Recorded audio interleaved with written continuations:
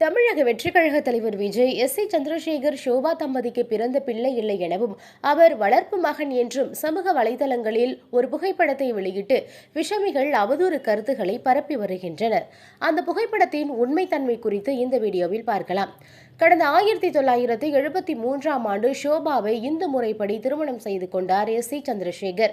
இதன் பின் 1974ஆம் ஆண்டு இந்த ஜோடிக்கு விஜய் மகனாக பிறந்தார். விஜயின் தந்தை எஸ். சந்திரசேகர் கிறிஸ்தவ மதத்தை சேர்ந்தவர். அதேபோல் தாய் ஷோபா இந்து மதத்தை சேர்ந்தவர். இந்து முறைப்படி திருமணம் நடந்து முடிந்த பின் மீண்டும் கிறிஸ்தவ முறைப்படி திருமணம் செய்ய வேண்டும் என எஸ். சந்திரசேகரிடம் ஷோபா கேட்டுள்ளார்.